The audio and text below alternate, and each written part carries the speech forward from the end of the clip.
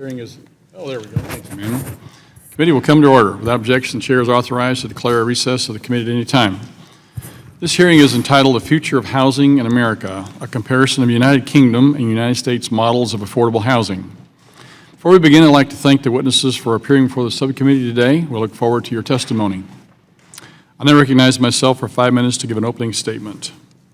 We spent a great deal of time over the last year and a half looking at the state of housing in America, examining the current environment and attempting to identify opportunities to serve more people in need. From a 30,000-foot level, we need to assess whether or not our system is equipped to address needed reforms, can we enhance the quality of services delivered, and can we improve the outcomes and livelihoods of residents. These aren't new conversations, and the affordable housing crisis isn't unique to the United States. So today, we will look outward, beyond our borders, to examine innovative methods and programs that aim to help more people and attract greater private and nonprofit sector participation. Under the bold leadership of Prime Minister Margaret Thatcher, the United Kingdom was able to pursue transformative housing policies that altered the course of their nation's welfare state. Prime Minister Thatcher and Prime Minister Blair, after her, envisioned a system that would facilitate a greater role for the private sector in affordable housing, including a right-to-buy policy, which would give housing tenants the opportunity to purchase their homes over time. The UK housing model also focused on the transfer of government-owned housing to nonprofit organizations, which in turn helped to expand the capacity of nonprofits to serve communities across Great Britain. There were pros and cons to each aspect of these and other policies instituted in the United Kingdom, and we will use today's hearing as an opportunity to examine which aspects, if any, might work in the United States. As a participating subcommittee of Speaker Ryan's Task Force on Poverty, Opportunity, and Upward Mobility, we've been charged with exploring innovative solutions to combat poverty in America, specifically regarding housing. It's my hope that today's assessment of an alternative housing model will serve as a means of self-reflection on how our own nation can approach affordable housing, and more importantly, how the United States can do better. The topic for today's hearing is one of great interest and great complexity. To ensure that as clear a picture as possible be painted, we have two public housing authority executives from different markets, two academics with extensive backgrounds, of housing in both nations, and two researchers whose efforts to produce quality reports helped to inspire today's hearing. The subcommittee thanks you all for participating today.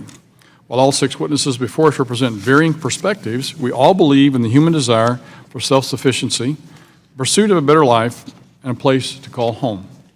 This hearing is not intended to provide us with a complete picture of what the future of public housing could or should look like in America, but it is our hope that today's conversation will help to spur additional discussions on potential solutions to the current state of public housing in America.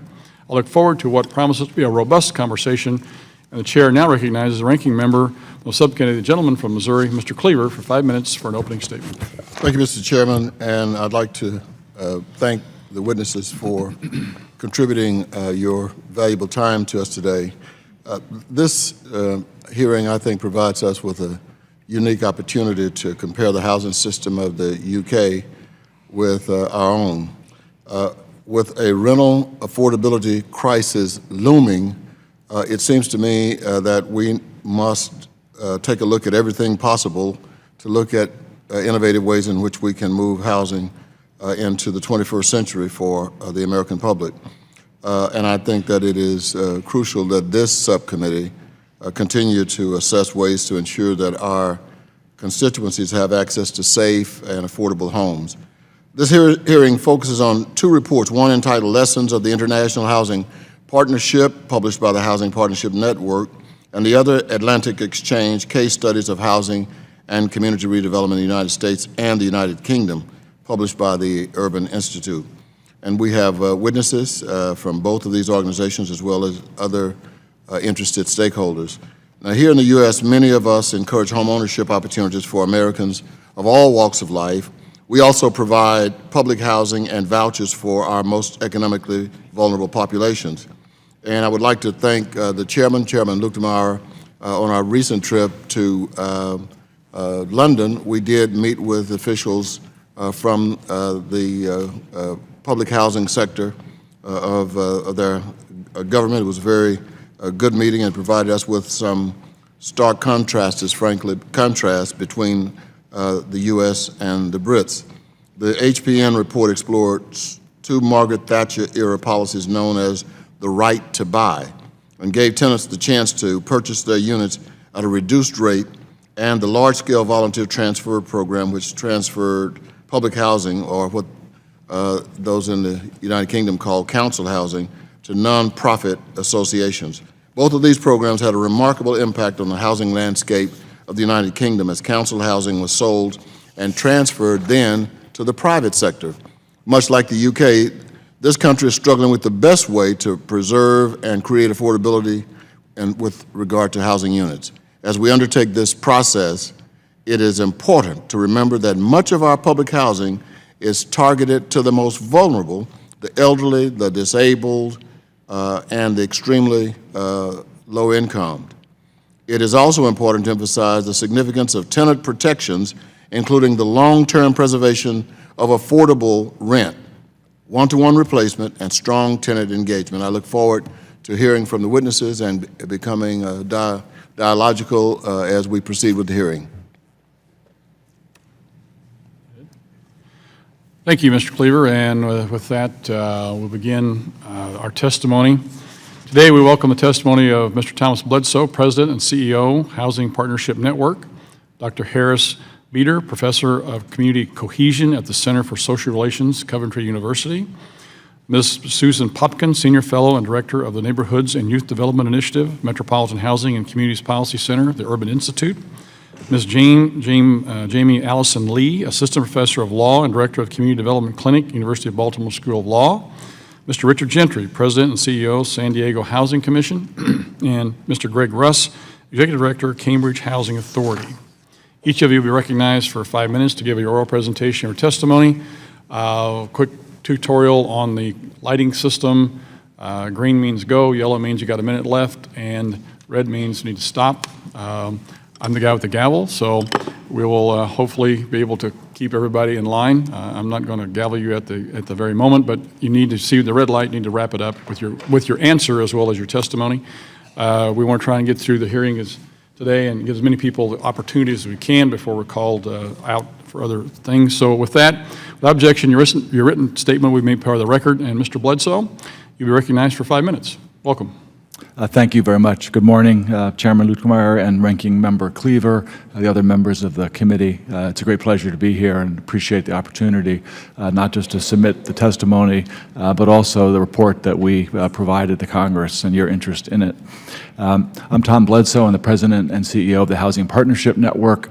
We're a membership organization of 100 of some of the top nonprofits in the United States. I'm not going to go into great depth that I went into my testimony given the time, but I did want to make 5 points that I think would be kind of helpful and important. First, a little bit of background on myself and the kind of organization that I run and that I represent. I cut my teeth, started in local and state government, was the head of the mayor's office of neighborhood services in Boston, and then the deputy secretary of the State Office of Communities and Development. Learned a lot about government, what government can do, the important role it plays. Also learned what it had a hard time doing, and I think the adage goes that government is, it's best to steer and not to row. I moved from government to run a public-private partnership, a nonprofit called the Metropolitan Boston Housing Partnership. It was created really as a new style of nonprofit. It used a social mission and kind of the public mission that I knew very well from government, but it really worked very closely with the private sector, and we used private sector business models to try to bring flexibility and to be able to bring private capital to bear to accomplish a public and social mission. These organizations, the particular one I ran, was formed in partnership with the City of Boston and the private sector. Bill Edgerly, chairman of State Street Bank, was the chairman. We had very strong private sector, community, and governmental involvement. It was really a partnership-style organization. Hadn't existed before, and I think that model was really embraced in a lot of other cities around the country. We then played a role in helping form a network of these organizations.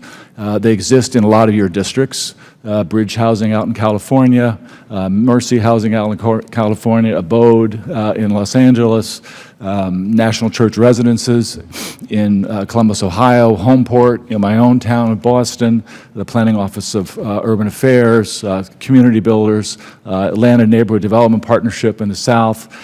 These organizations really embraced what I would call a social enterprise model. Again, social and kind of public mission first, that we're driven by mission, but we very much use private sector business models. We operate at scale. These organizations can partner with government to do things that the public sector wants to get accomplished, but it has a hard time leveraging the kind of capital and the flexibility that we can do in the private sector. So private sector, nonprofit organizations, but very different than the small neighborhood CDCs, and certainly a little bit different than sort of public agencies. So the second point I'd like to make, why did we go to the UK? We were having a lot of progress in the United States, growing these organizations, but we saw in the United Kingdom a scale that we hadn't accomplished here. So we took a very large group of our CEOs, our board are made up of our CEOs, we brought them to the UK to explore the UK system. And we found a number of important things. We found a system that was much more scaled, where the government invested in this delivery system and recognized it as a counterparty that can get things done that it couldn't do itself. It had a model that allowed for portfolio flexibility, bringing much more management efficiencies to bear, and a way of raising private capital that our project-based system, where you're really focusing on the project rather than the portfolio or the sponsor, had a harder time doing. And the third thing is that they were very resident-focused. Residents were central to their model. Decisions to transfer stock, which you've referenced, Congressman Cleaver, which was a very large way that they grew to scale. Those decisions were made by the residents themselves about whether or not they wanted the housing transferred, who they wanted to transfer it to. And we found that our British colleagues, who we had so much in common with, focused more on the residents, honestly, than we did, because we were so caught up in assembling financing. That said, we found real peers there, and we built over 15 years a collaboration that has been very rich and enduring. The network, in addition to doing these peer exchanges, is a business itself. We have a set of companies that we run. We've created an insurance company to insure 70,000 units of our members' properties, which leverages capital from the private sector. We now insure $7 billion worth of property. We've created a REIT using some of the portfolio models that we saw in the UK, which has now raised $140 million and is assembling capital for major financial institutions and foundations. We created a procurement company, creating a joint venture with a British firm that had more expertise. Now, why were the Brits interested in us? Well, they found that in the United States, because we didn't have this more top-down, government-driven system, that we were much more entrepreneurial. We worked with the private sector. We knew how to leverage capital from the private sector. We were forced to, because we didn't. The only way to assemble, as you know, resources in the United States is to raise capital from all sorts of sources. So they liked our entrepreneurship. We have now taken some of those models and have made some progress in the United States. I know you've seen some of the work that the British have done. We have built portfolio models in the United States that have been successful. We would like to advance that further. We think there's lessons that can be adopted from the British, but there's also things that we do very well. And so our view is that it's really a combination of the two systems that makes the most sense. There's a convergence going on. We look forward to kind of working with you and figuring out what best lessons to take. We have a set of policy recommendations. I won't go into them now, but in questions and answers, if you'd like to talk about them, I'd be glad to go into more detail. Thank you very, very much. Thank you, Mr. Bledsoe. Dr. Peter, you're recognized for 5 minutes. Mr. Chairman and members. Please turn on your microphone. Thank you. Still not on. There we go. Please excuse me. There we go. I'm British, but I don't know the same. Thank you. Mr. Chairman and members of the committee, thank you for inviting me to appear here today for this hearing. For the past 15 years, I've been conducting research on housing, community and engagement and change, latterly at Coventry University, but also at Columbia University in New York City. Previously, I led 2 national organizations in the UK. In addition, I've conducted 2 research projects comparing housing and redevelopment initiatives in the US and UK. Affordable housing in the UK springs from the ethos of the welfare state. Housing organisations have used their anchor position within a city and neighbourhood to organise training programmes, to provide tenants with the skills necessary to compete in the job market, created social enterprises, and attracted private sector investment supporting renewal. These activities that focus on social investment have sometimes been viewed as added value or housing plus initiatives. Private housing tenure and creating a property-owning democracy have become key and shared political objectives, both in the US and the UK. Public housing has become stigmatised in both countries, with the worst housing stock being demolished and replaced with mixed income and mixed tenure housing, while the national or federal governments have encouraged housing organisations to become more efficient and deliver a wider range of housing products with fewer resources. There is prior significant research comparing affordable housing in the UK and US. Most notably, the public and assisted housing sector in the US is just under 2% of total housing stock, while in the UK that figure is 16%. In the US, public sector housing is characterised by segregation in both race and income, while in the UK it is characterised by income rather than race. In the UK, living in public housing is not as stigmatised as it is in the US, and while mobility is guaranteed in the US by a housing voucher, in the UK, mobility is characterised by credits paid to individuals to use towards rental payments and programmes such as the Right to Buy, which allow for the purchase of council housing at deep discounts. The Right to Buy policy was a concerted attempt to deregulate and privatise the affordable housing sector. For those who were successful, increasing levels of home ownership led to capital accumulation. This was part of the Thatcherite revolution of the 1980s. However, it contributed to a housing crisis when housing units were not replaced, and consequently rents increased exponentially. A few years before Hope 6 program began in the US, the 1988 Housing Act was passed in the UK and was transformative. In addition to introducing the concept of borrowing to support the development and management of affordable housing, local authorities now had an opportunity to repair and renew their housing stock through a process of large-scale voluntary transfer. The process was underpinned by a number of factors, including securing the support of the majority of tenants in a secret ballot, transferring stock from the private local authority to a private, albeit not-for-profit, housing association, and attracting investment from capital markets to repair stock. By 2008, 1.3 million homes had been transferred from local authorities to housing associations. £14 billion had been invested into repairing housing, and more than 2 million residents had benefited from the process. This process has reshaped social housing in the UK. By 2015, there had been 300 stock transfers involving more than 200 local authorities, shifting over 1 million properties from the public to the private sector. These new organisations now account for 44% of the 2.7 million housing association homes in the UK.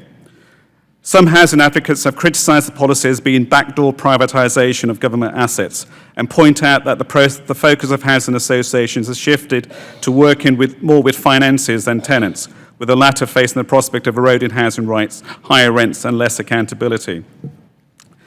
If we now turn to the Housing and Planning Bill in conclusion, the topic of housing in the general election and affordable housing specifically was given a high profile during the campaign. This led to debates about who should have access to social housing and whether reliance on social housing led to welfare dependency. Some have suggested that the new government proposal contained in the bill could lead to the death of affordable housing. And indeed, an ex-leader of a housing association lamented that the housing bill signals the end of the road for truly affordable housing in England. In conclusion, affordable housing continues to be an important part of the housing equation in the United Kingdom. Looking to the future, there is a risk that affordable housing, as it has been known in the UK, will cease to exist. It should not be overlooked or underestimated how important affordable housing can be to the stability of a person, a family, or a community, particularly as it relates to sustaining employment. Continued investment in affordable housing should be an important component of a national housing policy, alongside other housing choices favoured by many consumers and lenders. Thank you. Thank you, Dr. Beater. Dr. Popkin, you're recognized for 5 minutes. Thank you. Mr. Chairman and members of the committee, thank you for inviting me here today. For the past 30 years, I have been researching how federal and local programs affect the lives of the most vulnerable public housing residents. My testimony will focus on the United States housing system. The United States and the UK face similar challenges, rising rents and an aging stock of subsidized housing. Both countries have gradually shifted toward more engagement with the private sector. In the United States, the Housing Choice Voucher provides subsidies for tenants to rent units in the private market. Private organizations own and manage deeply subsidized properties through the project-based Section 8 program, and private developers use the Low-Income Housing Tax Credit, or LIHTC, to build new affordable housing. However, there are fundamental differences. First, housing in the UK is an entitlement, an essential part of the safety net, and a far larger proportion of the low-income households in the UK receive housing benefits and live in social housing. Second, the UK does not have the same legacy of racial segregation and discrimination as the US. Because of this legacy, much federally subsidized housing stock is located in predominantly minority, chronically disadvantaged, high-crime neighborhoods. Federal housing assistance has evolved over the past 50 years, but substantial challenges remain to effectively serving low-income families. The Housing Choice Voucher, or Section 8 program, was explicitly designed to shift housing provision to the private sector. Those lucky enough to receive this assistance clearly benefit from lower housing costs. Living in decent, affordable housing and paying a lower rent yields other important benefits as well. There is evidence that poor families who receive vouchers are less likely to double up or experience homelessness. They are also less likely to face food insecurity and are able to spend more on children's educational enrichment. But availability of U.S. federal rental assistance falls far short of needs. For every 100 low-income households receiving federal rental assistance, another 298 are eligible but waiting for help. The fundamental problem in the U.S. is that nationwide, rents have risen faster than incomes for a growing segment of the workforce. This is primarily the result of widening income inequality, with incomes rising much more slowly for low and moderate wage workers than those in high-skill, high-wage jobs. The gap between the ability to pay and rents in the marketplace is particularly acute for the poorest households. The project-based Section 8 program has also seen its stock shrink over time. Almost no units have been added since the early 1980s, and units are being removed from this inventory as owners opt out of the program. LIHTC properties are developed by private sector housing developers akin to the housing associations in the UK, but the LIHTC program does not require, nor does it provide sufficient subsidies to allow, rents to be capped at 30% of a resident's income, so these units do not generally serve the same deeply poor population as depend on public housing or federal housing subsidies. The U.S. and the U.K. have also used similar approaches to revitalizing their aging housing stock, but they differ significantly in the level of government investment. Hope 6 was the largest public housing transformation effort in the United States. My research shows that it produced important improvements in housing quality, community conditions, and resident well-being, produced fewer new public housing units than were torn down. In the UK, the government provided much more generous funding for the comprehensive redevelopments that occurred there. In the U.S., Hope 6 and now Choice Neighborhood sites served only extremely low-income tenants and didn't have the diversity of incomes that they had in the UK. Funding for resident services was relatively limited. And because of the legacy of segregation and discrimination, U.S. developments are located in more disadvantaged neighborhoods, meaning the challenges to revitalization are higher. Finally, RAD will bring new money into the system, but it is too early to say how effective it will be in generating new housing units or protecting the affordable housing stock. Another question before us today is whether a home ownership model like the UK's right to buy could succeed in the U.S. and help subsidized tenants move toward self-sufficiency or help bridge the affordable housing gap. The evidence from our research suggests that this approach will not work well here, does not help build wealth, and in fact could place low-income households at greater risk for instability. Right to buy in the UK has taken some of the highest quality units out of the supply of housing stock. It seems likely the same could happen in the United States. Privatization will not solve the fundamental challenge in the United States. Rising inequality and rising rents mean the need for affordable housing far exceeds the demand, leaving too many households at risk for severe housing cost burdens, instability, and homelessness. Many of HUD's programs have proven their potential to help address these challenges, but their scale and capacity falls woefully short of what will inevitably be needed. Ongoing improvements in program implementation and expanded scale would be welcome.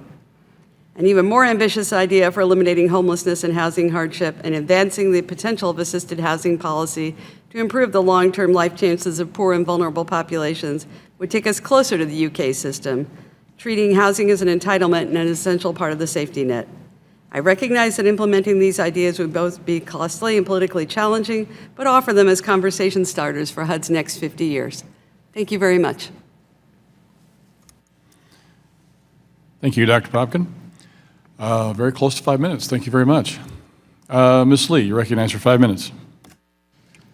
Chairman Lukemeyer, Ranking Member Cleaver, and other members, thank you for inviting me here today.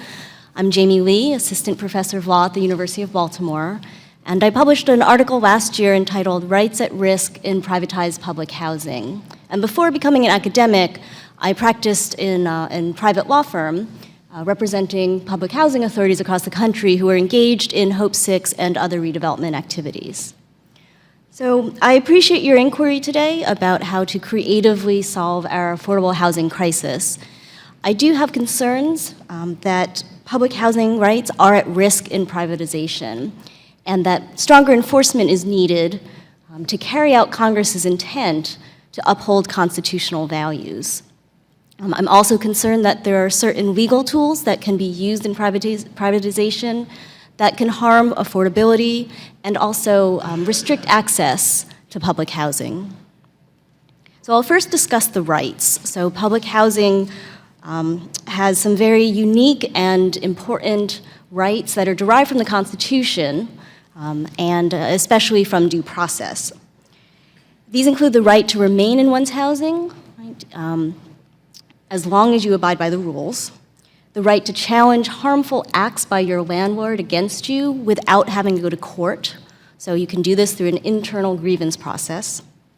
And there's also the right to participate, so to know about and to give input about things that affect your housing, like, for example, privatization. So these rights, I do think, are at risk, and not at all intentionally. And to the contrary, Congress has actually mandated that these rights be preserved in privatized public housing. But reports from the field are that in instances across the country, these rights are being violated. So for instance, there are, no one is supposed to lose housing, right, under the RAD program. But there are instances being reported of tenants being rescreened under the RAD program. In addition, information sharing is also minimal in many places. So people are finding it necessary to file local FOIA requests in order just to get information, basic information about what's happening under RAD, who the new owner is, are rents going up, who's going to be required to move and when. So I think one of the main problems is that legal enforcement and monitoring is extremely weak for rights.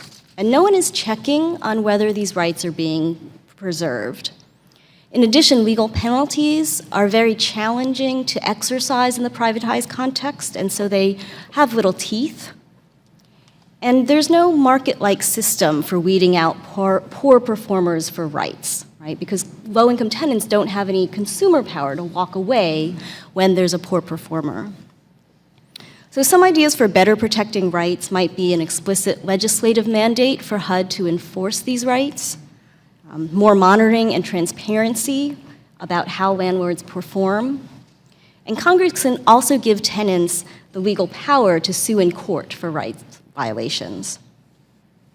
A second concern is that certain legal rules may lessen affordability, especially if operating subsidies are inadequate.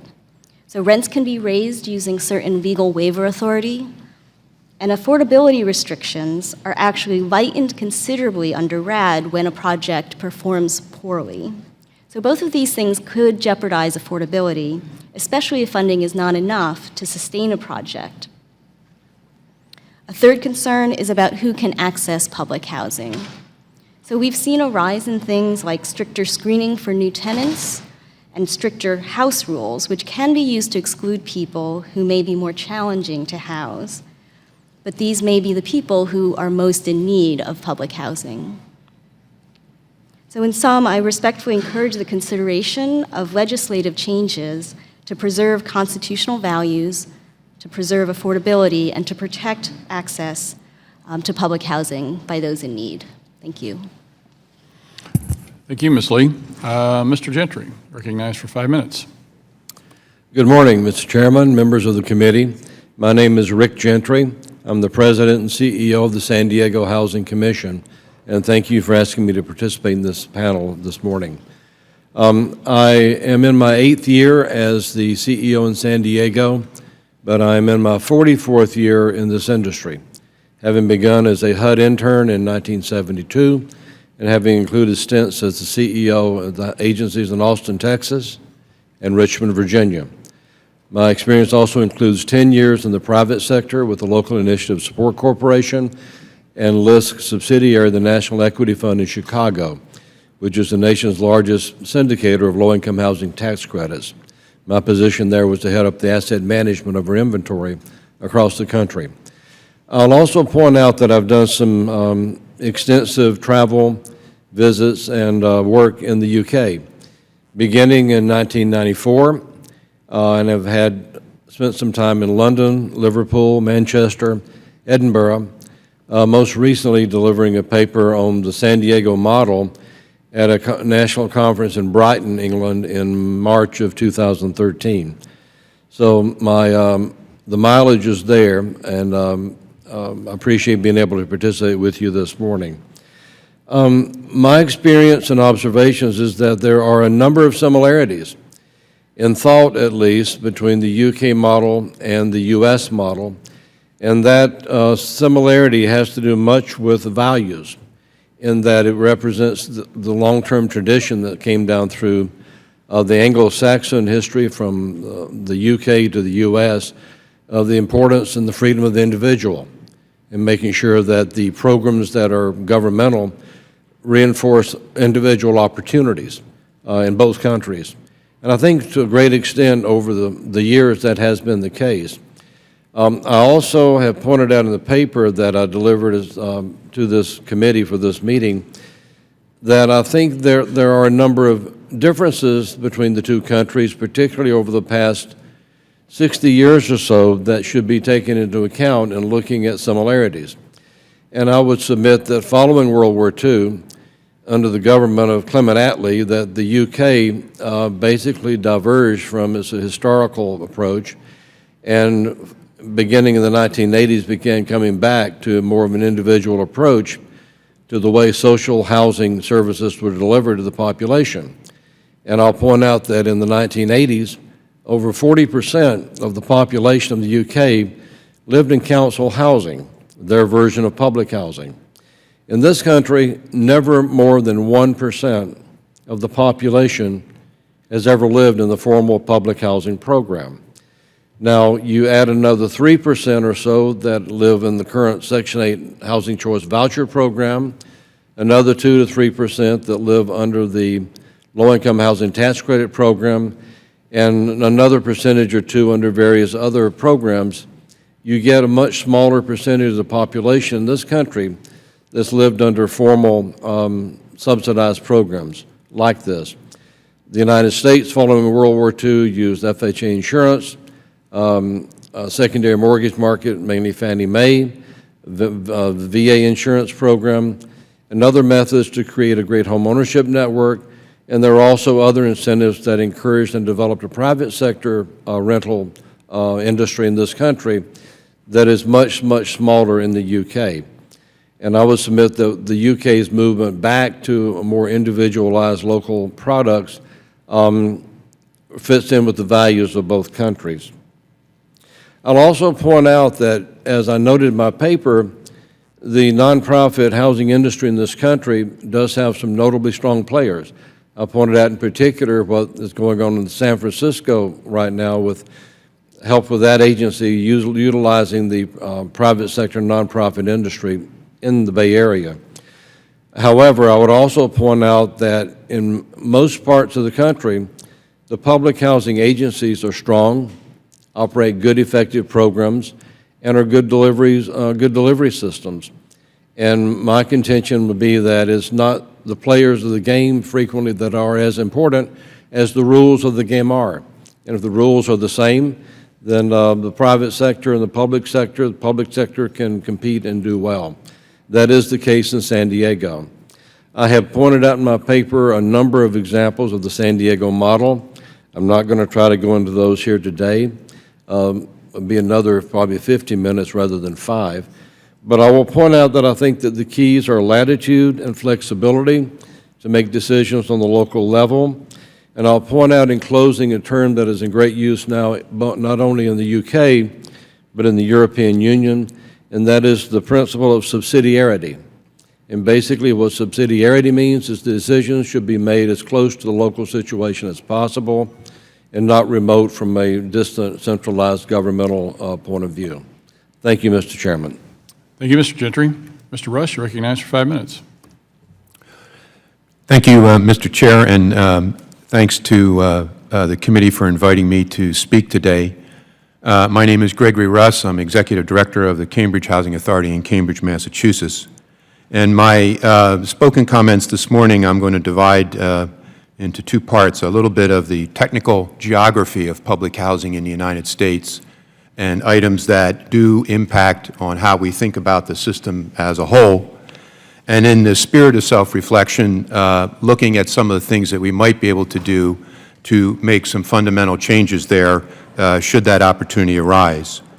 One thing I want to point out to begin with, having read the HPN report that was part of the committee materials, there are many ideas in that report that we really feel are worth exploring. And I would suggest to the committee that our only concern from the Housing Authority side is whatever ideas are tried be entity neutral, so that funding or other opportunities are crossing platforms and we're not relying necessarily on the type of tax entity that the landholder is. In our case, we're a public agency, and we are currently high-performing, entrepreneurial. We are doing a complete RAD portfolio conversion, made possible in large part by another program, Moving to Work. That's 2,500 public housing units are being shifted off the public housing into the RAD demonstration. We've raised about $240 million in our first phase at about a 16-to-1 leverage ratio of private equity contribution to public money. We're using the low-income housing tax credit program and have adapted that to our needs in Cambridge. The reason we're doing this, and this is the first part of the geography, the public housing program, and it's no secret, is starved for capital. There is no strong means of capital investment in this country now other than the low-income housing tax credit. In 2010, the need for capital was adequately documented by the APT study that was presented to HUD, which estimated somewhere between $26 to $30 billion in backlog need for public housing. That's an enormous amount of money. And we have a limited pool of tax credit equity available, and the competition for that is heating up, especially in markets where units are threatened and we need to preserve units. That source is our only source of capital, perhaps aside from some local money. 2 other things are important to remember when we talk about reform. There's fundamental to our system, and the first of those is public housing authorities are state agencies. They are created by state governments. We spend federal money, but the enabling legislation belongs to the state of Massachusetts or the state of Ohio, or pick one. And there are significant powers invested in housing authorities in those state enabling legislations. And if there is to be deeper reform, that will have to be considered by Congress as you go forward. The second item I want to mention is all public housing property is protected, in a sense, its use protected, by a document called the Declaration of Trust. This is attached to the land, and this protects the use but also restricts the financing. One of our recommendations is, looking at the RAD model, it's possible to craft a strong and reasonably balanced use agreement that allows us to tap the asset's equity, if you will, and liberate the asset while protecting the families that are there. This is precisely what we've done in Cambridge. We are using the RAD model to release the declaration of trust, but we've embedded in our RAD program the lease, the grievance procedure, the resident protections, and the rent structures that are most familiar to public housing.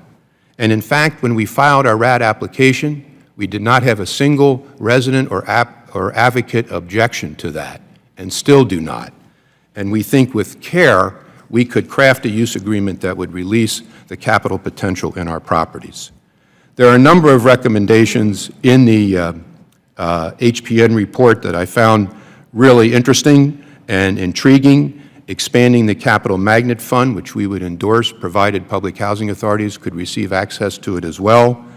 The creation of large-scale voluntary transfers. We're doing a portfolio shift with our RAD. There are ways to also allow that to happen and still protect the underlying use of the property for low-income families. There's a number of other comments in my written testimony that I've made to the committee, but I wanted to thank you for this opportunity to speak to you today and look forward to a discussion on how we might advance public housing as a platform in this country as well. Thank you. Thank you, Mr. Russ. And with that, we'll begin the questioning, and I will recognize myself for 5 minutes. Mr. Gentry, you had a statement in your written testimony that said, "I believe the United States traditional public housing program is no longer viable in its current form to continue serving the needs of low-income Americans. America's traditional public housing program has been since inception a top-down, one-size-fits-all, centralized command and control program operated out of D.C. that's intended for implementation uniformly across the country.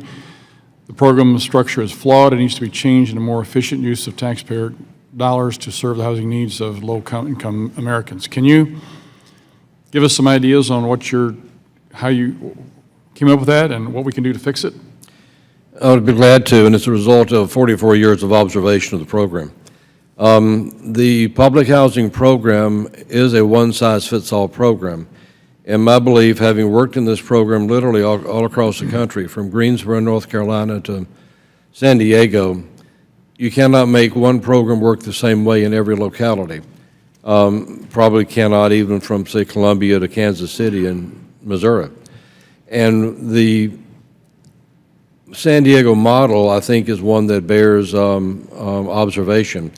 We received approval from HUD in 2007 to convert our public housing to a Section 8 housing choice voucher delivery system from Section 9 of the Housing Act to Section 8. We then promised HUD that if HUD were to approve that action, that we would keep the properties. We've disposed of no properties at all. We would allow families to vote with their feet and choose to remain in our properties or to move out. About half the families over the past 9 years have moved out. We've replaced those families with other families below 80% of median income, elderly below 50%, and we've made sure that the rent was an affordable rent that would fit the marketplace. We also utilize the equity in the ground in those properties to create another $95 million in debt that we've used to create an additional 810 units of housing. So I think that what we've done in San Diego, a precursor to RAD, if you will, has worked very well based on the San Diego model. Would I implement it exactly the same way if I were back in Richmond, Virginia? Probably not. Do something different, but I would do something that would fit the locality. So what you're saying is, basically what you're saying is if you give me more flexibility, we can probably design programs to be able to help whatever locale you're in to be able to do a better job of addressing housing needs. Is that a fair statement? Yes, sir, and I would also add that flexibility and accountability to make sure that the residents and the taxpayers' resources are properly utilized. Very good. Mr. Bledsoe, you were listening very intently whenever Ms. Lee was talking about tenants having some problems. I noticed in your testimony you were talking about the model that you were looking at in Britain with the sort of transitioning and from the public sector to the private sector. There were boards that were created within the housing authorities to be able to put the tenants in charge of the building, so to speak, and that would seem to address a lot of her concerns. Is that something, am I stating that correctly, or is that kind of roughly what what you were thinking? Well, Congressman, I think in the UK, they really engage residents in making the decisions about what kind of changes are appropriate. And if there is a desire to change the management and the ownership, I wouldn't call it privatization because it's not putting it into for-profit entities that are driven more by profit. It's really focused on the public mission still. But if you can put it into more of a mixed entity like the housing associations, like some of our members, really like what San Francisco is doing, that decision is made by the residents. In the U.S., in the RAD program, that's not really the case. So the residents aren't making that call. The UK has done that, and they've assured that every resident who is in their unit at the existing model, council housing, gets to stay in the new one. Now, I think San Francisco has done some very interesting things there with this RAD demonstration. It's guaranteeing all the residents a right to come back and to stay in the homes that are going to be revitalized. It's done a very engaged tenant process to involve them in the kind of the planning and the design. And they've also used actually a portfolio financing model that I think reflects a lot of the approaches that we're arguing for. Now, 3 of our members are partners in San Francisco doing that RAD program. So I think with some of the previous programs, there are concerns about whether residents have been able to come back. I think the San Francisco model has sort of addressed that. But we would certainly argue for as strong a resident engagement and protection as possible in any of these programs. Very good. Thank you. My time has expired. With that, we'll go to the ranking member, the gentleman. Excuse me. We're going to go to the lady from New York, Ms. Velasquez, for 5 minutes. Thank you, and I want to thank the ranking member for yielding. Ms. Lee, in your testimony, you indicate that privatization programs raise a number of long-term affordability.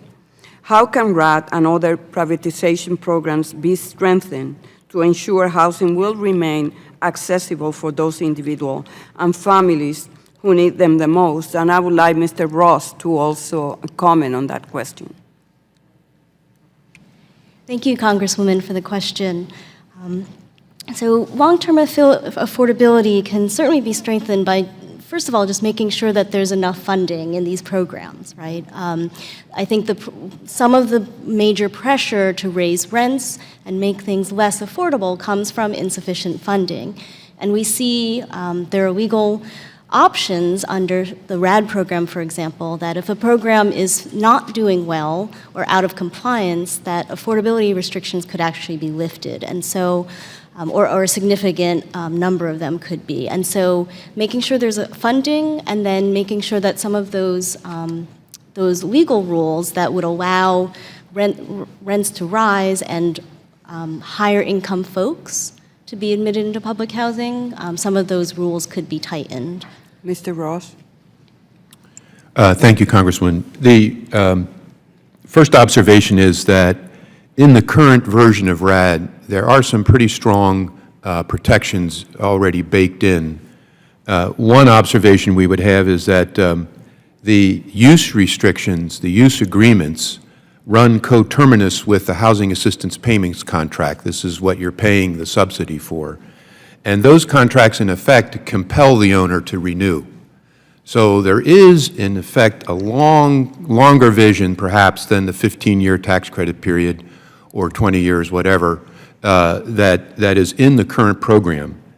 In our program, we did 2 things, I think. We assured the residents that the system of policies that they're familiar with and their options through due process and our current lease were carried into the RAD units. So if you're a resident in a RAD unit, you have a grievance procedure. That did not go away. And I think the other thing is we spent a lot of time engaging the community at large and our residents on the capital deficits that we had at our properties. Once we explained what those looked like and how we had to raise the money, how we had to use the tax credits, we got folks used to the idea that in order to raise this much capital, we do have to form a temporary partnership, not a permanent one, with our tax credit investor. So we don't know, we don't have any report as of yet of any of the demonstration projects that are in place today, right? I can only tell you about ours, but Yeah. I know that HUD is doing an evaluation of the program. Okay. Professor Dr. Peter, while there are similarities, the experiences redeveloping public housing in the US and the UK are different in significant ways. In the UK, as Mr. Bledsoe said, residents have been more actively engaged in the redevelopment process and in decisions about supportive services. What lessons can we in the United States learn about the UK's resident engagement methods that they might be applied here? Thank you, Congresswoman. I think the UK housing sector, certainly the affordable housing sector and housing associations have had a long history of community engagement. And that has been part of the vision and purpose of social housing in the UK because it has been based on the welfare state. One of the things that's been really, really successful in terms of the way that housing providers have engaged with tenants is not just in terms of community engagement and having tenants on the boards of housing association, but the very active ways that housing associations have engaged with both local councils and the private sector to support social enterprises in the UK. Therefore creating jobs and employment opportunities, increasing people's confidence and esteem in themselves as part of the staircase into better outcomes. So I think creating social enterprises, engaging with training providers to skill up housing tenants, who, after all, 70% of housing association tenants until recently have been in receipt of some form of benefit. So they are low-income communities. And a housing association, because it has fixed assets, because it's embedded within the neighborhood, because it has access to private finance, and also because it can reach out to other local stakeholders, has a big convening role in that. Thank you. I yield back. Thank you. Gentlelady's time's expired. With that, we go to the gentleman from New Mexico, Mr. Pierce, recognized for 5 minutes. Thank you, Mr. Chairman, and with all respect to our friends from the UK, I would remind the chairman that the last time the British took this much interest in American housing in Washington, they burned the place down in the War of 1812. So I would have us to watch carefully, but I really appreciate you being here, Dr. Beater. My first question is, in fact, for you. So when I'm looking at page I remind the gentleman, this is a preemptive strike. We're trying to make sure it doesn't happen again. on page 2, we have Ms. Lee saying in her testimony that the government oversight of tenants' rights is greatly diminished, but then also insufficient funding for privatized programs is a significant concern for UK providers. That's sort of in contrast to your testimony several places. You mentioned the access to private capital, and especially page 9, you're talking about very successful in raising private finances to support social aims. Would you address the concerns that were raised by Ms. Lee? Thank you, Congressman. I think Ms. Lee's testimony is absolutely very interesting, and there's a great deal of truth in it. I think one of the points I was raising in my testimony is the way that housing associations, as being not-for-profit organizations, have been very, very successful in raising private investment. And that is got to be set in the context of a reduced government subsidy for housing associations. So to be frank, housing associations have had to have recourse to private finance markets to do the job of building and managing housing stock. The most important thing, I think, for housing associations are they are not-for-profit social businesses. So even though they run on very much business terms, they are not-for-profit. They are as much social as well as businesses. And I think that's one of the protections that housing associations have in terms of veering too much into of the private sector. The other thing I would just finally add on the importance of the private sector is this. One of the big debates that's happening in the UK at the moment is to what extent should housing associations continue to veer towards the private sector. There has been some concerns raised by tenants as well as advocacy organisations that the balance is switching too much to the private sector as opposed to the not-for-profit sector. The housing associations, however, are regulated by the Homes and Communities Agency to make sure that they do fulfil their aims. Okay. Dr. Popkin, you had raised concerns about the viability of the privatization. Have you, I mean, you've done probably as much study as anyone on the panel, and so I'm wondering if you've looked at the privatization of military housing. That was something that we did here in this country.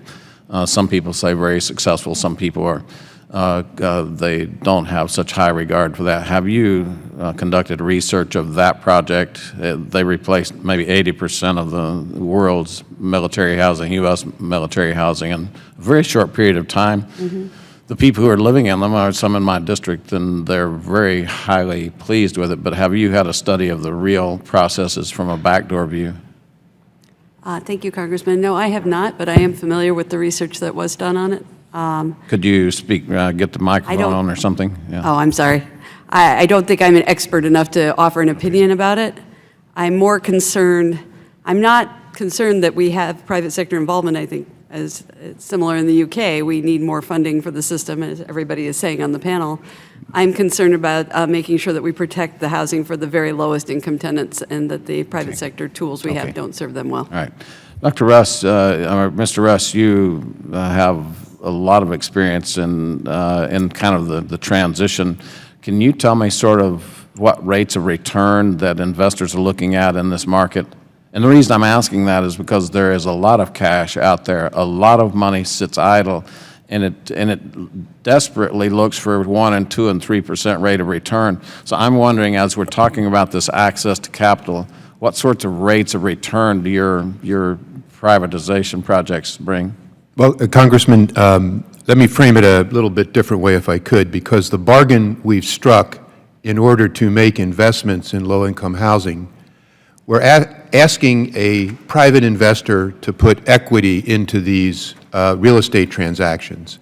In exchange, they get a tax credit on the back end of that they can then use to reduce their tax bill. I understand that, but So in their equity contribution, their return is the credit. And about what does that draw them? In other words, what's... Well, we're getting a really good pricing on the credit because companies that are investing in this, that are paying taxes, our partner in the tax credit side is Wells Fargo. They're the third largest taxpayer in the country. So they told us they would buy as many credits as they could. Yeah, I just wondered what sort of rate of return. I don't know their rate of return. I mean, it's yeah, it's but the not a second key. part of it is we have lenders for both construction debt and permanent debt, and they are getting standard loan rates for that. Thank you, Mr. Chairman. I see my time has expired. Gentleman's time has expired. With that, go to the gentlelady from California, Ms. Waters, the ranking member of the entire committee. Thank you very much, Mr. Chairman, for holding this meeting.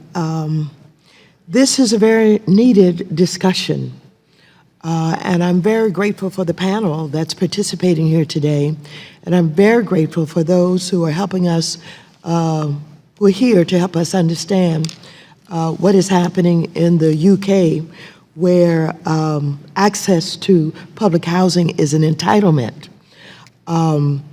Many of us have grappled with this issue for many years now.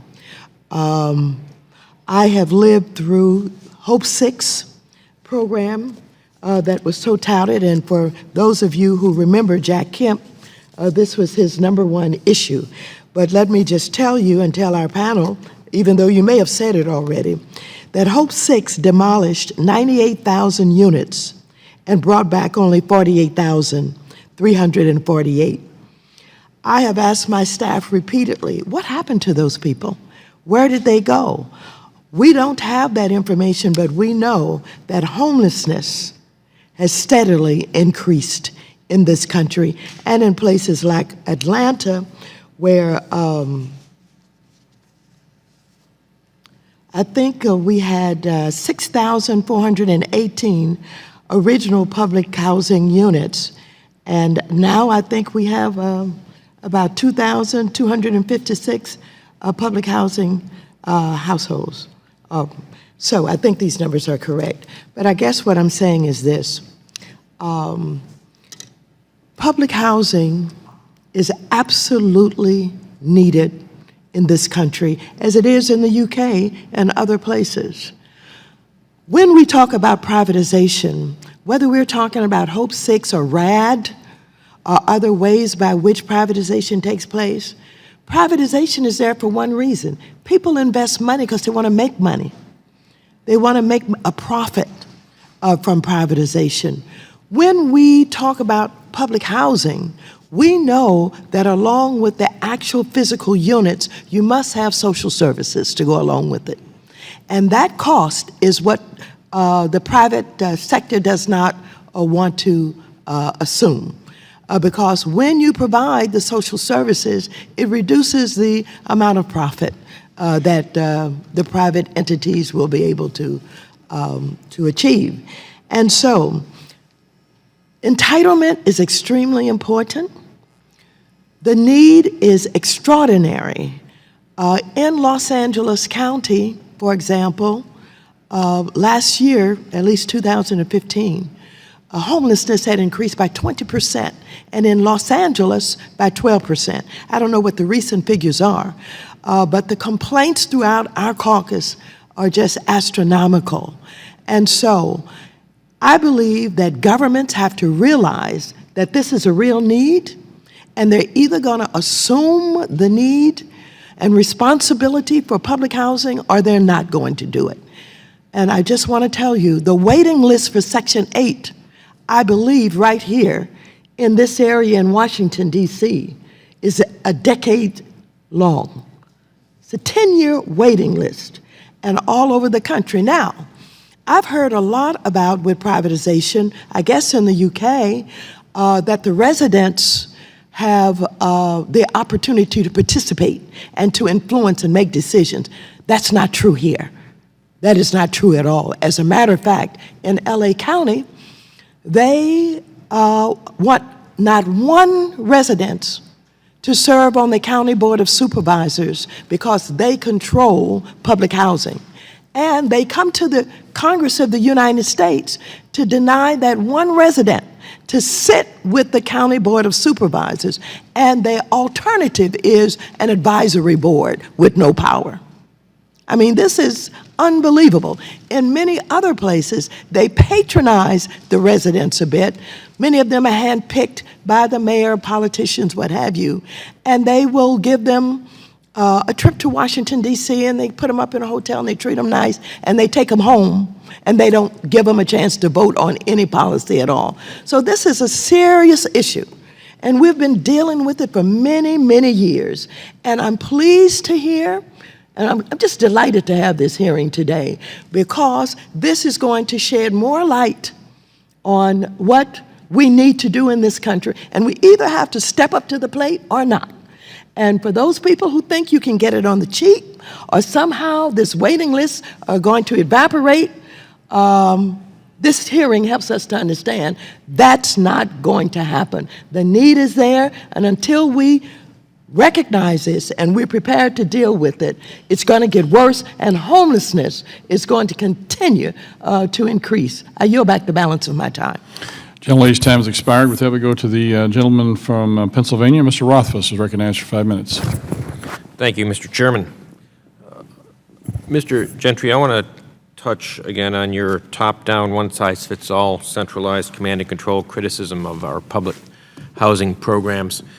As you may know, I recently joined Majority Leader McCarthy and several members of this committee in introducing the Moving to Work Reform and Expansion Act. This bill would expand moving to work by allowing any public housing agency in good standing to take part in the program.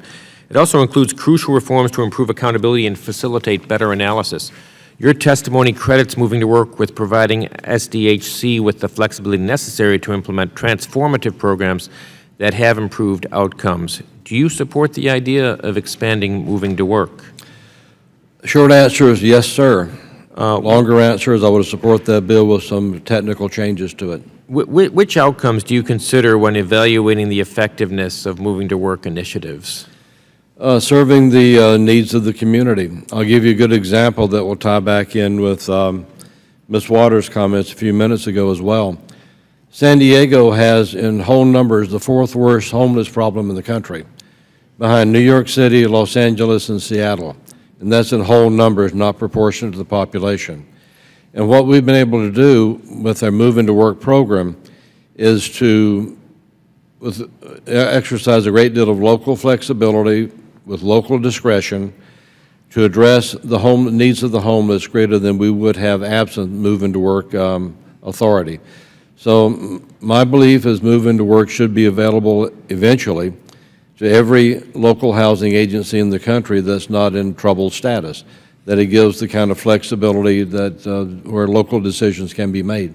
One of the chief aims of Moving to Work is increased self-sufficiency. How do you measure self-sufficiency, and how successful have you been in achieving it? As you note in my paper, I point out that we established an organization called the Achievement Academy within the San Diego Housing Commission, and we have utilized the Achievement Academy to encourage work-related habits, acculturation, if you will, to increase greater degree of self-sufficiency among our residents. We believe that, as in all real estate operators, you have amenities, and the amenity that we try to offer to our population that's not elderly or disabled, of course, is the ability to move into the economic mainstream. And we've been targeting not only residents, but the adult children of residents, and also the homeless population that we serve as well. Thank you. Mr. Bledsoe, my district in western Pennsylvania is home to a number of historically manufacturing and mining communities like Johnstown and Aliquippa that continue to face significant economic challenges, not unlike those of the north of England and Scotland. One of my major priorities as we look at housing reform is to work with communities like these and provide them with the policy tools necessary for self-empowerment and a return to growth. Considering lessons gained from the UK's experience, which policies are especially effective in addressing housing affordability in communities where the industrial base has contracted? Thank you, Congressman. We have a very active organization in your district, Action Housing, based in Pittsburgh, and actually the CEO of that is our board chair, so we're very familiar with that market and the challenges in the distressed communities that still face a lot of economic distress. I think there are tools, a lot of the tools that we build in this country are really designed for stronger markets. Weaker markets honestly need more equity, more patient capital. One of the priorities of our organization is to develop strategies that work in more depressed markets. We're doing work in Cleveland, we're doing work in Detroit, places that face different challenges. One of the big issues, obviously, that's faced our country has been foreclosure. And one of the recommendations we have in our report is around homeownership strategies. We think there should be a greater reliance on organizations that have more of a public mission. Some of the nonprofits in our network who have done a lot of work to address the foreclosure crisis, instead of relying as much on Wall Street and firms that are looking to flip properties, rather than to provide long-term stable housing opportunities for families. So the foreclosure crisis devastated a lot of communities. It's still with us. Unfortunately, I think there's a backlog now of properties that have been acquired by institutions that are now going to come back onto the streets and some of the same challenges. So I know there's been real concern on this committee about how to deal with some of those properties and some of the communities devastated by foreclosure. I think there are some lessons around the models that we've articulated in relying on stronger mission-driven organizations to acquire and to do kind of long-term support for families living in those homes to either preserve their homes or to kind of create opportunities for lease purchase. The British actually have some very interesting models around shared ownership and strategies that are really designed for weaker markets. So I think there are some things actually we can learn from this experience, but in particular, I think we have to look at different delivery systems to address this than we've been relying on more recently. I see my time's expired. I yield back. Thank you. Gentleman's time has expired. With that, we go to the ranking member of the committee, gentleman from Missouri, Mr. Cleaver, is recognized for 5 minutes. Thank you, Mr. Chairman. The Hope 6 project, the ranking member talked about it. It's very interesting. I was mayor when we did the Hope 6 project. The first actual program for Hope 6 was in Kansas City. The first pilot project, I think, was in Atlanta. But, Mr. Bledsoe, it was based on, in many ways, on a public housing project in Columbia Point. I'm assuming that's also part of the Boston public housing. And so, we were supposed, the way Hope 6 was supposed to work, we tear down the worst housing and then replace it with mixed income housing. I'm not sure that, well, we tore down Wayne Minor, which was one of the notorious first housing projects in the country, not dissimilar to Pruitt-Igoe and Mr. Clay's district. And so the same issue that the ranking member raised is one that still sits in Kansas City as a negative toward the Hope 6, which was, where are the people? Because if you tear down Wayne Minor, you build these very nice, these are, I mean, if any of you have seen the Hope 6 project in Kansas City, absolutely beautiful. But then many of the residents of Wayne Minor never moved into this mixed income area. I'm curious about Columbia Point and where is it today? Columbia Point's now Harbor Point. I drove by that on my bicycle. There's a beautiful little bike trail that goes all around the harbor there, and I drove by Harbor Point about a month ago, and it's a beautiful community. So as a mixed income development, it's worked, and it's worked in a way that I think created a model for how mixed income can be a better, more sustainable model for residents and can create opportunities both for the community as well as the residents. I do agree with you, however, that in a lot of these developments, not all the residents who lived there initially are now enjoying that splendor. And so I think that's a challenge for us. The communities that have been built are beautiful. They work for everybody who lives there, and I think they've proven that mixed income, range of incomes can live in the same community, and that kind of economic diversity is a strength, not a weakness. But there are folks who used to live in those homes who haven't benefited, and I think that's a real challenge we face, and I agree with you, Congressman Waters, that that's a challenge in the Hope 6 programs. I think that's something that, again, lessons can be learned from the British model because they've not done that. And I think in some of the newer RAD examples, I believe in San Francisco, there's much more of a commitment to making sure that everybody who lives there now gets an opportunity to remain and to be able to take advantage of the sort of the new community that's built. I think that's fundamentally important. I think it's a lesson that we've learned the hard way, and we have to take stock of it. It doesn't, to me, argue that we should not do mixed income housing, because I think that's a very powerful model, and it's a strong model. The one other thing I would say about Harbor Point, and going back to my friends at the end of the podium here who are from the housing authority world, there are a lot of great operators. There are for-profit operators that do a wonderful job and that embody a lot of the same principles that our sort of nonprofit, sort of social enterprise nonprofits incorporate. And I believe actually that San Diego and Cambridge really represent the same ethos that we have. So there is a bit of a convergence going on in the system between entrepreneurial housing authorities like San Diego and Cambridge and the organizations in our network. I think we're going to learn from that. I don't think these are two different worlds. I think we're converging and moving towards a model that can work better. They're using nonprofits in the same way we are. We want to use some of the models that they've demonstrated. I do, though, believe that mixed income is a critical component. It works better. We have to figure out a way to make that work for community, but to make sure that the residents who are living in the communities that are revitalized get an opportunity to move back or get a choice to live somewhere else that might be better for them, but it's their choice. It's not sort of the developer who then has to sort of recertify in the way that Ms. Lee sort of has raised concerns about. I had another question. Maybe I got a chance with Ms. Lee before the hearing is finished. Thank you, Mr. Chairman. Gentleman's time has expired. With that, we go to gentleman from Texas, Mr. Williams, recognized for 5 minutes. Thank you, Mr. Chairman, and thanks to all of you today for being here. And I want to be on record as I believe in the private sector.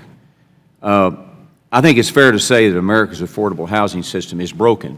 In reading some of the projects reports that we received before the hearing, the number of Americans who use or are in need of public housing are staggering. I think we can all agree that the status quo is no longer acceptable, and we should strive to offer a better product to those Americans who most need it. So my first question would be to you, Mr. Gentry, who you mentioned Austin, Texas, and Austin's in my district, by the way.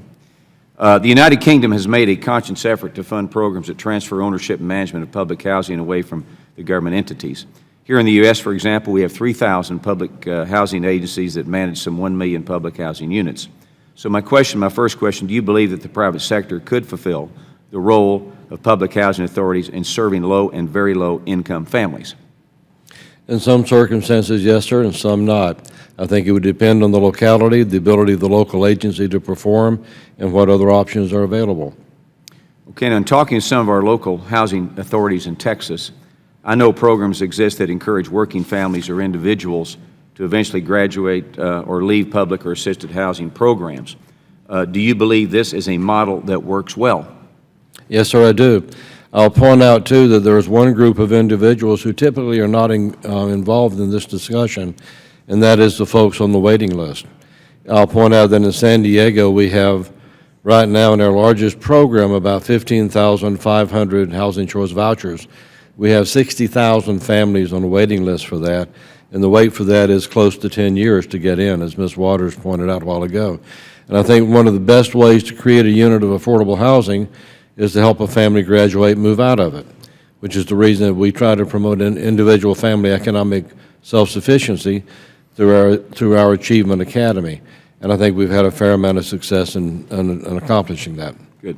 Well, what tools do we need to give our local housing authorities that will allow them to run programs that encourage residents to eventually graduate from public and assisted housing? Because I believe that giving individuals programs flexibility and allowing them to innovate is probably a good model.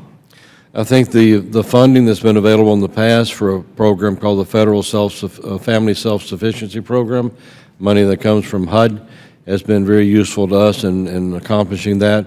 And I also think that in San Diego, the flexibility we've had with because of our move into work status has allowed us to use relatively more of our funding for training, for acculturation, for job training, for job fairs to help people move up and out. And I think there's that sort of attitude, if you will, that we need to promote, and that is that in some cases, families may be in the housing for some time, and others, we help the families move on and up and out as quickly as they're able to. Thank you. Mr. Russ, you talk about the Moving to Work demonstration program that gives participating public housing authorities the flexibility to design and test innovative strategies for providing and administering housing assistance in their communities. How successful have Moving to Work agencies been in attracting private sector funding to their projects? I think on balance, those of us that are engaged in preservation or revitalization have been very successful in attracting private capital. I think I mentioned earlier that our leverage rate is about $16 private to $1 public, thanks to the tax credit program. And I believe there are probably a number of MTW agencies that, internal to the way MTW works, help them negotiate financial arrangements that are beneficial in the sense that they can bring more money to their units. The flexibility that that program has across your different budget programs, if I will, allows a housing authority to present itself in a different way to a financial institution or other potential investor if you are seeking to attract private capital. Real quick, what lessons have been learned from Moving to Work efforts to attract more private sector funding in public housing that could be replicated more broadly? I think being able to demonstrate that you have an adequate bottom line, and that both in terms of the operating budget that you have, and we often use MTW funds to perhaps to supplement some of our weaker sites. But I think the other thing that the private investors are looking for is, do you have reserves? And I know that's not a good word in a lot of circles here, but properties need a reserve commitment, and MTW properties or housing authorities are better able to do that, I think. Thank you for your testimony. I yield back. Gentleman's time has expired. With that, we go to the gentleman from Missouri. Mr. Clay is recognized for 5 minutes. Thank you, Mr. Chairman, and thank you and the ranking member for holding this hearing. Let me ask, maybe Dr. Popkin or someone else on the panel, what is the average length of stay that public housing tenants or families, what is the average length? Nationally, I think it's 2 to 4 years. 2 to 4 years, and then they usually transition to... People go on and off. It's harder in tighter markets, like in some of the, and where the housing is more distressed. You get tenants who've been there 10 or 20 years or more. So it varies a lot, but nationally, the figure is 2 to 4 years. I think it's shorter on the voucher program than it is in public housing. I see. Mr. Bledsoe, one of the recommendations of the Housing Partnership Network report is to expand the Family Self-Sufficiency Program, which helps provide families with the resources they need to build wealth, find employment, pursue education, and more. It seems that despite the program's proven success, it has remained limited in scope due to a lack of funding. Would you agree?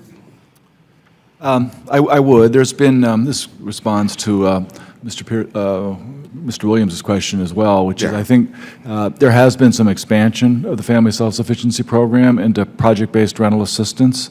It's been done on an annual basis by the Appropriations Committee. We strongly support making that permanent and would hope this committee would consider expanding and making permanent the Family Self-Sufficiency Program for project-based rental assistance. There's two components of that. One is the service support and the service coordinators.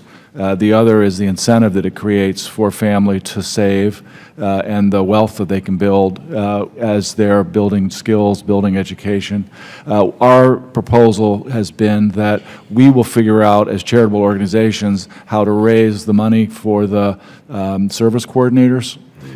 What we want is the mechanism that creates the incentive for residents who live in project-based assistance, which will be a lot of the RAD programs, as properties convert into tenant-based rental or project-based rental assistance, that we want those incentives that would encourage individuals to work, encourage them to get training and skills.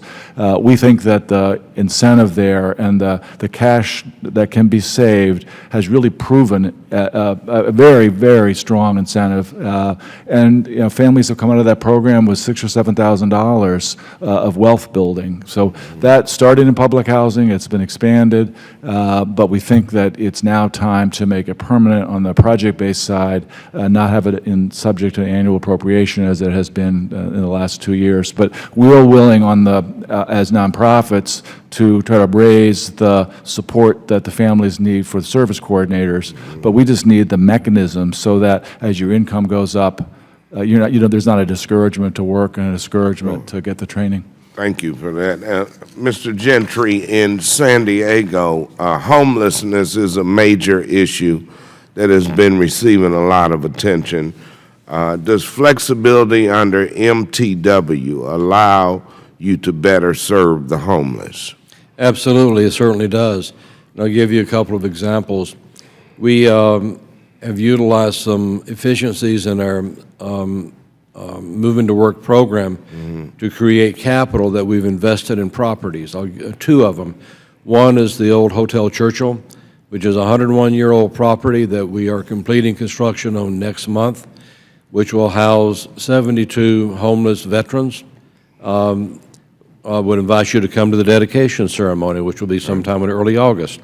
San Diego is a wonderful city to visit. And another property, Greg, you can come too. Another property is we were able to acquire a 130-unit complex for the elderly at the price of about $15 million for 130 units, and we've set aside 20% of those units for elderly homeless folks. Will the gentleman yield? Yes, I yield to the. Thank you very much. San Diego, you have a population of 1.356 million. You privatized 1,366 public housing units. In all of San Diego, you have 189 units left. That's accurate with one correction. We privatized nothing. Those 1,366 units that were formerly subsidized under Section 9 of the Housing Act, the Housing Commission continues to own. Half still have vouchers in them. The other families have made their choice to live elsewhere with the vouchers. We've actually created more affordable housing by changing our subsidy system than we had before. Nothing got privatized, respectfully. Go back. Gentleman's time has expired. With that, we go to the gentleman from Kentucky. Mr. Barr, recognized for 5 minutes.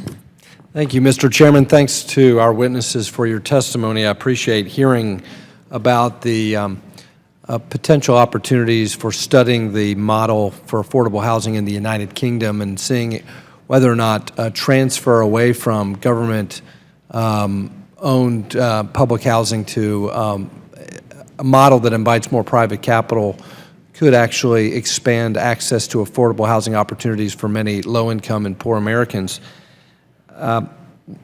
We know that what we have been doing in the past 50 years has failed because over the last 50 years, HUD has spent over, $1.6 trillion plus. Congress has appropriated over $1.6 trillion to support public funding housing programs, and yet we still hear from both sides of the aisle about the waiting lists for Section 8 vouchers within our communities. We know the statistics of 46 million Americans who are struggling in poverty today without access to the best housing opportunities.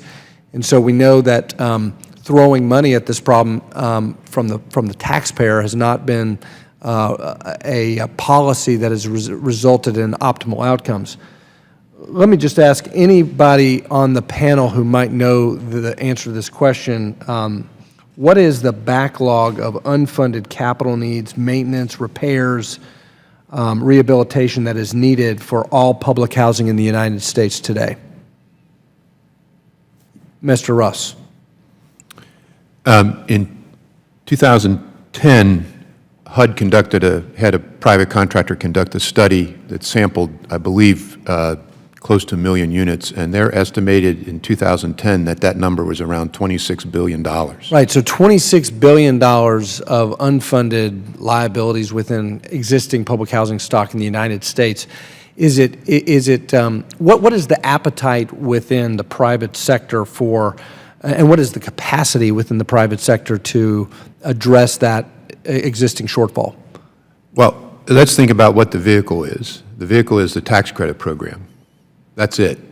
You have a modest amount of capital funding that the Congress appropriates each year, but that number is just completely inadequate for the need that we've described. So that number, the $26 billion or $30 billion it might be now, that is constrained by the amount of tax credits that any public housing entity could obtain to preserve its housing. And we're using tax credits extensively in Cambridge, and we've managed to raise a good bit of money with it. But I still have half to do. So that pool is really the single largest pool of equity investment for these kinds of units that we have. So to Mr. Bledsoe and Mr. Biter, in addition to maybe expanding, updating the low-income housing tax credit, would explain a little bit more, amplify your testimony, how a more mission-driven, nonprofit, social enterprise organization model really built on the voluntary transfer type programs that we saw in the United Kingdom, how could that supplement the invitation of private capital back into the affordable housing space? Well, it's an enormous challenge, and I think Mr. Russ is correct that the low-income housing tax credit as the exclusive vehicle for this is going to come up woefully short. There's not enough tax credit to do the work that we want to do without addressing the public housing stock. and this is a really priority need. So there's a shortage, there's a shortfall. One of the examples I would give is I mentioned that we've created a real estate investment trust, or REIT. It's the first REIT that's actually owned by nonprofits, social purpose REIT. We've now raised $140 million of equity from the private sector. There was a question about what kind of returns should be given. We're providing preferred equity opportunities to investors, and we're giving them a 4.5% preferred return. So that's new capital that would come into the system. They're investing in it honestly because of the capacity of our organizations. And my time is expiring, so if I could just quickly rotate to Mr. Gentry, what would be the impact on public housing authorities to have to compete for allocations of Section 8 or public housing dollars with private, not-for-profit, faith-based, or mission-driven organizations? I think the key is the economic driver. As Ms. Waters pointed out a while ago, in the UK, there is a housing benefit, which is an entitlement. And you take money, you put it with need, that turns the need into demand, and the marketplace meets it. I think the issue is that the public sector has been starved for money, and has had rules and regulations that have added more capacity, more duties onto it. I think that with the rules being the same in both sides, you see an equivalence of ability. My time has expired, but I think the idea of competition will help both the public housing authorities and these social entrepreneurship opportunities as well to provide affordable housing. Thanks for your testimony. I yield back. Gentleman's time has expired. With that, we go to the gentleman from Texas. Mr. Green is recognized for 5 minutes. Thank you, Mr. Chairman. I thank the ranking member as well. And I'd like to thank Mr. Ross for your latest commentary. I haven't heard all of your message today. I've been attending to other things. I had a floor message to give. But I thank you for what you said about the underfunding of public housing. The underfunding, because this gets to the heart of the issue. The lack of a commitment from Congress. I literally am very reluctant to say that the system is in need of repair, that it is in a broken condition, because my fear is that the cure may be worse than the condition. My fear is that what we may do as a result of this hearing will ultimately cause us to find less public housing available than what we have today because of the lack of commitment. I was with the ranking member when we went to Louisiana after the hurricane, and I remember her hue and cry was a constant one. It was, will there be a one-for-one replacement? A one-for-one replacement of units as they are demolished and as better units are put on the market. Will there be a one-for-one replacement? That has always been the issue. And then the issue also becomes, why don't we track those who don't get back into these new facilities? Why don't we track them? Why don't we know what happened to them? We can track a person across the globe without that person knowing it. We were able to find Osama bin Laden without him knowing it, without the Pakistani government knowing it. We can track people if we want to. The technology is there, the system is there, the methodology is available to us. We choose not to track, because then we'd find out the truth. And the truth is something we don't want to face: the lack of commitment to public housing. If we had the same commitment to public housing that we have to carried interest, to protecting carried interest, I assure you, we wouldn't be having this hearing. If we had the same commitment to public housing that we have to the yield spread premium, or had to it, we had to eliminate it in Dodd-Frank, but if we had the same commitment, we wouldn't be having this hearing. If we had the same commitment that we have to protecting those who invest my money, when I'm a pensioner, and allow the investor to decide that he will invest my money in something that costs more when a similar product is available for less, no fiduciary rule, if we had the same commitment to this public housing as we have to elimination of the fiduciary rule, we wouldn't be having this hearing. There is a lack of commitment, and it doesn't matter how great the plan is. If you're not committed to the plan becomes another plan that did not work. There are countries with greater constitutions than the United States. Ours is a great constitution. But on paper, there are other countries that have constitutions that are greater. But they're not committed to their constitution. This is the greatness of the American Constitution. The people are committed to our Constitution. And until we on this committee become committed, all we will do is find clever ways to rearrange the chairs on the deck of the sinking Titanic. Find clever ways to demolish, eliminate, improve neighborhoods, but in the process, put people into the streets. The greatness of this country will never be measured by how we treat people who live in the suites of life.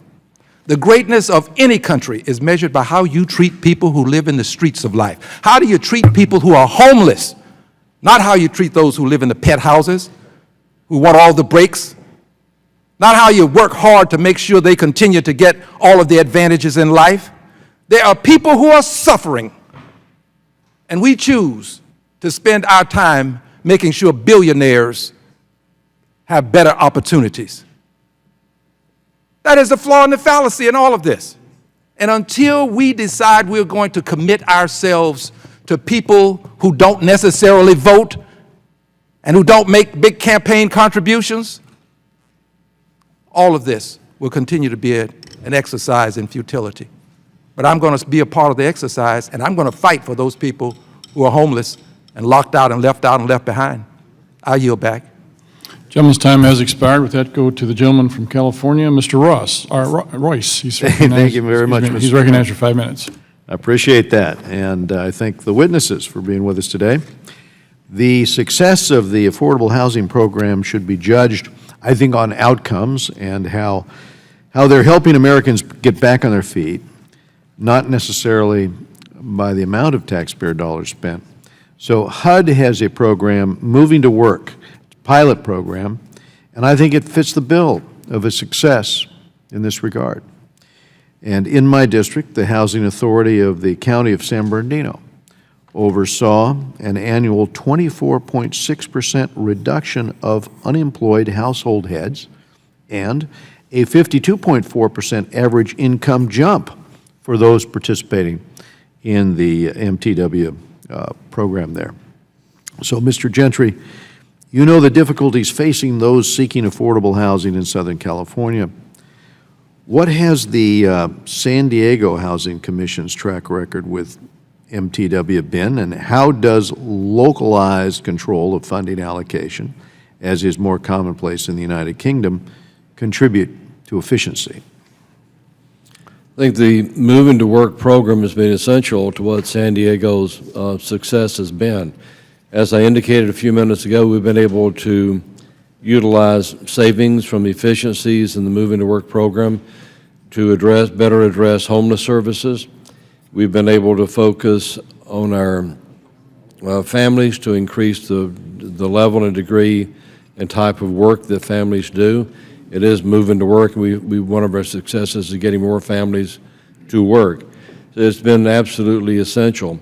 It's also the public housing transformation that we've done has helped as well, because I think that part of what we need to do is to make sure that our residents, as much as possible, have the same choices in life as those who are not residents of public housing or in a Section 8 program, and that is live where they want to live and work where they want to work and associate with who they want to associate with. So we think that our program has been very useful in helping people increase their choices and to increase their economic station in life as well. Thank you, and I'll go to Mr. Russ too, because Mr. Russ, you testified both to the success of the Moving to Work program, but also how, and I'll quote here, the current public housing system, including HUD itself, rationalizes structure and process over social outcomes. Is the reluctance of HUD to expand the Moving to Work program an example of this philosophy? I guess I'll start by saying I think that this is a really good program, and I have a bias towards MTW since we are an MTW agency. And I would say there's a couple factors at work. The first is when you receive an MTW designation, the relationship you have with the department is fundamentally altered. You have an agreement, and that agreement has value and meaning in the sense of a contract. And in that relationship, there's more of a peer relationship with the department than not. And frankly, that doesn't always sit well in terms of how the department's rules and regulations and many of those things are promulgated. And at times, in my own view, there is a lack of understanding of the MTW agreement itself. It's a very powerful document.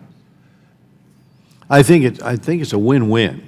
I would agree with you. I think the reluctance is that you have this fear that somehow by giving a locality this designation, it would turn in the wrong direction. It is decentralized, and there might be some concern of the decentralization. It's of course flexible. But I think at the end of the day, it is time to advance this from a pilot program to a more expansive. You know, we've had 20 years of demonstrations, but we have communities, obviously, that could really utilize the program. I've lent my support to H.R. 5137, which is the Majority Leader Kevin McCarthy's bill to, what does he call it, the Moving to Work Reform and Expansion Act. And I would hope that the agency itself could get behind this concept, and we would have a bipartisan support for it for the reasons that I cited earlier. The percentages that I've seen on this indicate it's very, very effective. But I thank the witnesses very much, and Chairman, thank you for holding the hearing. Thank you, gentleman from California. With that, we move to the gentleman from Michigan. Mr. Kildee is recognized for 5 minutes. Thank you, Mr. Chairman. I thank you. I thank the ranking member for holding this hearing and for the witnesses for your attendance. And I wonder if I could perhaps start with Mr. Bledsoe. I'd like to pose a couple questions that maybe you would all comment on. But in your testimony, you referred to some of HPN's recommendations, and particularly around family self-sufficiency programs. The reason I ask that, and I'd like you to couch this, perhaps any of you would like to comment, in the context of weak markets. I come from Flint, Michigan. So I'm not going to go too far into describing Flint. I think the story sort of tells itself. The concern that I have, and what I'd like you to address in that context, is that a lot of the discussion when it comes to housing deals with housing in its form as a commodity or on a transactional basis, trying to figure out how to make the transactions work better, where subsidy should go, what form it should take, et cetera, et cetera. The context, I think, is very often lost. The context in the sense that the individuals accessing housing need more than housing in order to become successful. The self-sufficiency efforts, I think, are woefully inadequate in order to deal with it from a family perspective. And, of course, the larger context of community is often lost. Something that looks like it can work in a transactional, on a transactional basis might not work for the family. And when we see, especially in distressed communities, and I'm thinking of the north of England where you've had significant population loss, or places like my hometown or Detroit, where, frankly, a one-for-one replacement on demolition doesn't make any sense at all because we're building in an oversupplied market. If you could comment on the lack of support for holistic community development efforts so that the context around whatever form publicly supported housing takes is more successful, and the need for more specific support for families. And if we could start with Mr. Bledsoe, but I'd open it up to others, particularly Mr. Bider, who might want to comment in terms of the distressed communities, particularly in the north of England, that have had population loss. Thank you very much, Mr. Kildee. We've admired your work prior to Congress, your work in Congress as well, but leading the land bank. Very familiar with the kind of work, the challenges in Flint. I mentioned earlier that we've now launched a nonprofit development company in Detroit called Develop Detroit, because that's a market that has a real need for redevelopment, but organizations that have grown up in other parts of the country that are like our members never really thrived in Detroit. And we're taking some of the models that exist in other places and working with the city to build a nonprofit development company there that can address some of the unique challenges. I say unique, but they're not. I mean, the scale in Detroit is unique, but the challenges in weak markets are similar, and they are very different than strong markets. And I think one of the lessons we've certainly learned working with groups in St. Louis and Cleveland and markets, parts of Chicago, Detroit, is that housing by itself is not the answer. Housing in those markets is important, but you need a comprehensive approach that deals with the schools, that deals with safety, that deals with health and education, deals with jobs. So I think in weaker market communities, you need a comprehensive approach. If you're in San Francisco, there's just an acute affordable housing shortage, and you can kind of focus on that. Now, they have school challenges, they have other challenges, I'm not saying they don't, but you can think of it a little bit more as a transaction. Though I think fundamentally housing is a platform that helps families succeed, and it's a way to connect them into community and give them access to health and education, jobs. But that's particularly the case in communities like Flint, St. Louis, places that it's a comprehensive problem. So I think family self-sufficiency is just one way of thinking about not just the housing itself, but the people who live there and how you can connect them into other services and opportunities kind of in the neighborhood. You need to be addressing the school challenges. You need to be addressing the whole comprehensive needs for it. So I think you're spot on. It's a different problem. It's something that is apparent everywhere, but it's just striking in a community like Flint that you can't just be thinking about doing a housing transaction and you think that that's going to solve it. Housing, I think, still is a foundation there, but you need to be thinking about ways to connecting that family into other supports in that community, and that's why I think things like family self-sufficiency can be so important. Thank you. Thank you. I see my time may have expired, so thank you, Mr. Chairman. Thank you, gentleman from Michigan. With that, we go to the gentleman from New Jersey, Mr. Garrett, recognized for 5 minutes. Thank you, Mr. Chairman. I may not use the entire 5. Let me begin by thanking the chairman for holding this hearing, for this discussion that we have had, and I know you are one of the most knowledgeable guys here on this topic, and I look forward to your legislation proposals coming out of this. I think, Mr. Bledsoe, your point is where I was just going to tee off on. What we can do to address the issue of housing is fundamental to the issue of the strength of a community. If someone is being compassionate for another individual, it's by them showing concern for that other individual, whether they have a roof over their head. That old saying of someplace to hang your hat, but it's so much more than simply where you're hanging your hat. It's where you're able to live, marry, raise your family, have roots in the community. It goes to the points that the other gentleman and you sort of capsulized it well, send your kids to school, and have a sense of community. That all begins, not ends, all begins to saying, well, this is my home. Whether that's a house I buy, or that's a house that I'm renting, but realizing I have protections and a wherewithal to be able to be in that house as well. It all begins there. to facilitate that, then you have to look, in realizing we have problems in this area, you have to look to see, well, what are some of the problems that we need to address? I've heard a couple of them. I agree with some. I disagree with others. I've heard we need to be addressed income inequality, funding / the model, which is the appropriate model, some models that we have in the United States versus models overseas. And the third point, third or fourth, however you're counting us, no one's addressed, and that's the regulatory side, and I'll get into that in a minute. Dr. Popkin raised the issue that one of the fundamental problems is income inequality. I've said this before in this committee. We can end income inequality in this country today if we just pass a law that says the top 1% in this country has to leave tomorrow. You would see the chart again show income inequality has been erased. But that has done absolutely nothing for the middle income and the lower income people. They will still not be able to afford that house just because you got rid of the top 1% or the top 5% income earners or wealthiest people in this country. They will still have the problem of trying to afford and the daily cost of upkeep and the what have you. So it's not income inequality.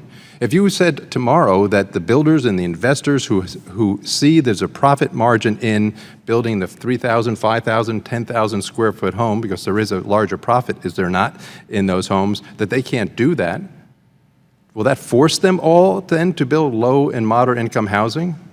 No, not necessarily. They'll just look to see whether there's other better investments vehicles for their avenues. So I think Mr. Ross was addressing some of those needs that you need to do to help entice and tax changes and what have you in order to say this is an investment vehicle that you can actually make a profit. Profit's not a dirty word, and still provide a benefit to the community, as Mr. Bledsoe and others have read, which is housing. So it's not income inequality. Funding and lack of investment, I think, is where and different models, I think, is where the chairman wants to go on this. The third or fourth point, which no one really talks about, is why is housing so expensive in the first place? And when I talk to builders, they tell me, well, there's a couple things there, Congressman. One is the cost of land, and that's tied to trying to actually find a place where you can build low and moderate income housing or any housing, and the cost of land, as regulatory sides pushes that up. The other is basically the cost of regulation for building these houses in the first place, or low. And I know in my state, I remember a study done years ago, and they said around 30+% of the cost of building some of these places is the regulatory side of the equation. So I only have a few seconds left. Has anyone looked into that equation, whether it's on a state or the federal level, as to what the regulatory side is driving up the cost and therefore making the low and moderate income? Mr. Gentry seems to be nodding his head. Yes, sir. Let me refer you to the Housing Commission's website, which is sdhc.org.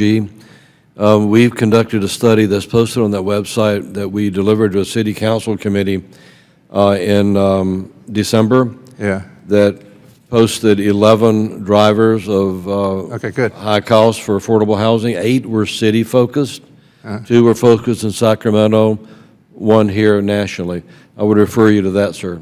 Be glad to speak with you about it anytime you want. Appreciate that. And my time is up, I guess, Mr. Chairman. Thank the gentleman. With that, our hearing is at an end. I thank all of the witnesses for being here today, for your testimony, for your answers to some difficult questions. You guys and gals have given us a lot of food for thought, and we appreciate your expertise and your knowledge and willingness to share it with us. We'll continue to work with each one of you to hopefully craft some things, some solutions, to look at ideas, to perhaps add flexibility to existing rules and regulations, or put together a pilot project of some kind. Who knows? Wherever we can find ways to improve the housing situation in this country, I think that's what we need to be taking a look at. So without objection, all members have 5 legislative days within which to submit additional written questions for the witnesses to the chair, which will be forwarded to the witnesses for the response. I ask our witnesses to please respond as promptly as you are able.